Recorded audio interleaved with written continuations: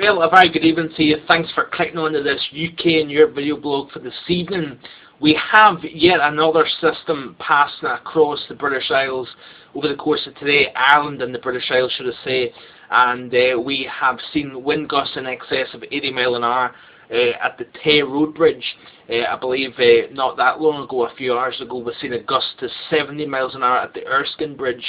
So a wild day across the UK yet again. In fact, you know, it was only a few days ago, back on Sunday there, we had a significant Atlantic system pushing through. That's how frequent this this jet stream is pulling in these areas of low pressure. Every couple of days we're seeing deep areas of low pressure. Why are we seeing this active, very remarkable pattern?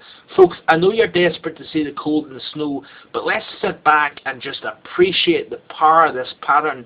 It is remarkable. In fact, it really takes me back to the days when I was in school, and I remember there was when I lived in the east coast of Fife, and it seemed to be like a week or 2 weeks of persistent gales, and even back in the mid-2000s we've seen a series of very windy, wet weather. Of course, it was a very mild pattern back then, but certainly a remarkable pattern. You know, when you really look at things, the power of that jet stream is supported because of that very cold air up over Greenland. There's a lot of cold air to the north, and of course we've got very balmy, mild, subtropical air to the south. And of course that combination, that thermal contrast over this part of the world, is energizing that very powerful Atlantic jet stream.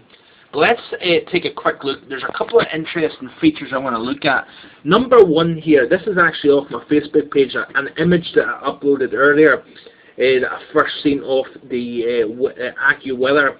Notice here, folks, this is actually the storm as it's pushing across Scotland. This here little eye-like feature is actually the centre of the area of low pressure. Quite remarkable. No, it is not an eye like a tropical storm or a hurricane, but it's what you call a warm seclusion, extratropical, and I don't know the ins and outs of it, if I'm being honest with you, but very interesting. There's a couple of sources pulled up this information, showing it to me earlier, and really quite a fascinating system this, you know, with this little eye-like feature. Like I said to you, it's not an eye like a hurricane has, but it is what is known as a warm seclusion.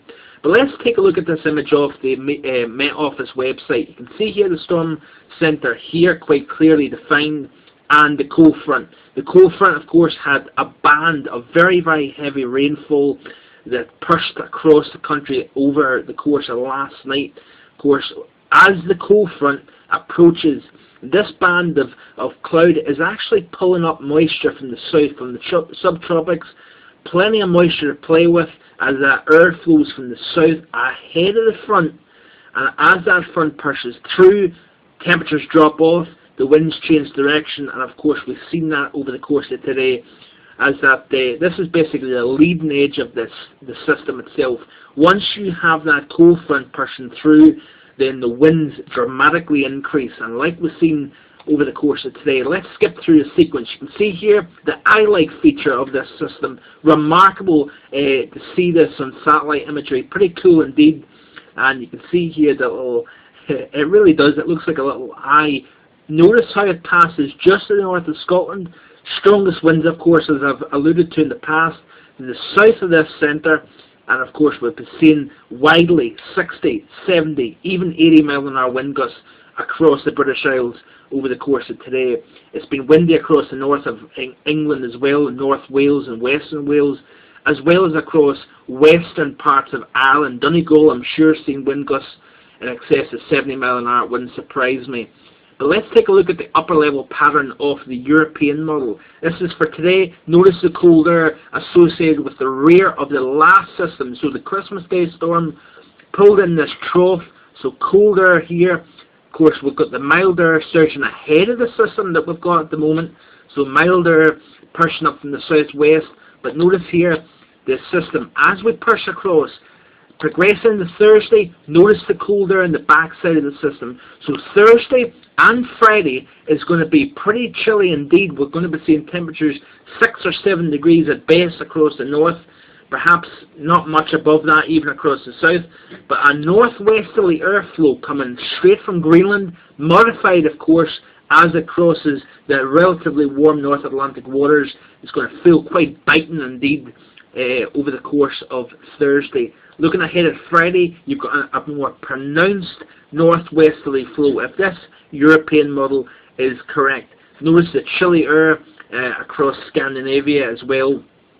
But in saying that, you're looking to yourself and saying, oh, are we going to see snow? Are we going to see more colder weather? By Saturday, we've got yet more milder conditions pushing through. Skipping ahead through New Year's Day, we've got milder. Then on Monday, we've got a push of colder air yet again, and another trough pushing through. This is indicative of another system pushing through. The pattern remains unsettled. I don't really see any change in the very near term, but there is models indicating from about the midpoint of January we could be seeing a change to more colder conditions. But thanks for watching. Continue to stay tuned to the blog. I'll try and keep you up to date as much as possible. Have a great evening, folks. Bye-bye.